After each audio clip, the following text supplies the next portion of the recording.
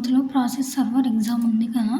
దానికి ముందు మనం ప్రీవియస్ బిట్స్ చూసుకొని వెళ్తే మనకి ఇంకా కొంచెం ఎక్కువ ప్రాక్టీస్ అనేది ఉంటుంది. కాబట్టి ఈరోజు ప్రీవియస్ బిట్స్ 2023లో వచ్చిన క్వశ్చన్స్ కొన్ని డిస్కస్ చేద్దాము.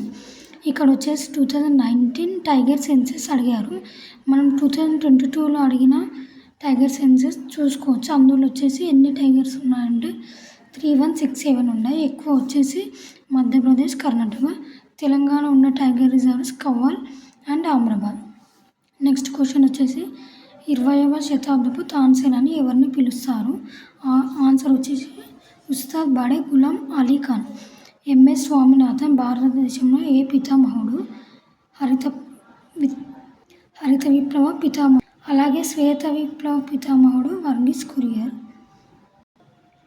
క్రింది వాటిలో హిందుస్థానీ శాస్త్రీయ సంగీత కళారూపకం ఏది? ఆన్సర్ వచ్చేసి ఖయాల్. ఇందులో వచ్చేసి cricket hall of the fame అనేది క్వశ్చన్ అడిగాను.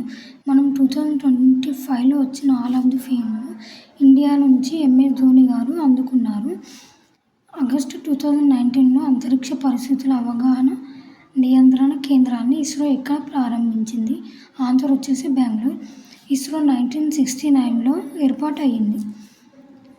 ఎల్లోరా ప్రసిద్ధిగాంచిన ఏకశిలా కైలాస దేవాలయాన్ని వీరు నిర్మించినట్లుగా చెప్పవచ్చు. ఆన్సర్ వచ్చేసి కృష్ణ 1. ఇందులో నరసింహదేవ 1 వచ్చేసి సూర్య దేవాలయాన్ని ఒడిశాలో ఉన్నది నిర్మించాడు.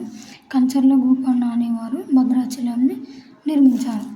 1757లో ప్లాసీ యుద్ధం రాబర్ట్ క్లైవ్ ఆధ్వర్యంలో ఈస్ట్ ఇండియా కంపెనీ మరియు బెంగాల్, బీహార్, ఒరిస్సా నవాబుల మధ్య జరిగింది. ఆ నవాబు పేరేమిటి? ఆన్సర్ వచ్చేసి సిరాజ్ ఉద్దౌలా. ఇక్కడ వచ్చేసి మగధ పాలకుడు మగధ సామ్రాజ్య రాజైన అజాతశత్రువు మరియు గౌతమ బుద్ధుడి మధ్య సంభాషణను ఏ బౌద్ధ గ్రంథం వివరిస్తుంది? ఆన్సర్ వచ్చేసి సుత్త పీఠిక. జలియన్ వాలాబాగ్ ఊచకోత యొక్క 100వ వార్షికోత్సవం ఎప్పుడు జరిగింది? ఇది 2019 13 ఏప్రిల్. 109 అనేది 2026. ఇప్పుడు 199 వార్షికోత్సవం. ఈ క్రింది వాటిలో ఏది ఎల్ నినోని వివరిస్తుంది? ఆన్సర్ వచ్చేసి వాతావరణ రీతులపై ప్రపంచవ్యాప్తంగా ప్రభావంతో పసిఫిక్ మహాసముద్రంలో ఒక వాతావరణ వలయం.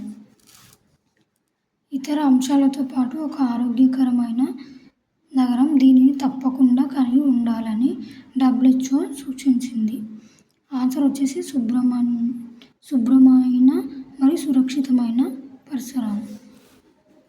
ఇది వచ్చేసి సాంకేతిక పరిజ్ఞానం ద్వారా సులభతరం చేయడానికి స్మార్ట్ సిటిజన్ సెంట్రిక్ నైతిక ప్రయోజనకరమైన మరియు సమర్థమైన పాలనను అందించడానికి తెలంగాణ ప్రభుత్వం ఏ పథకాన్ని ప్రారంభించింది? ఆన్సర్ వచ్చేసి మీ సేవ. ఒక డాష్ ఆర్థిక వ్యవస్థలో అన్ని ఆర్థిక కార్యకలాపాలు మార్కెట్ ద్వారా నిర్వహించబడతారు. ఆన్సర్ ఏంటో కామెంట్ చేయండి.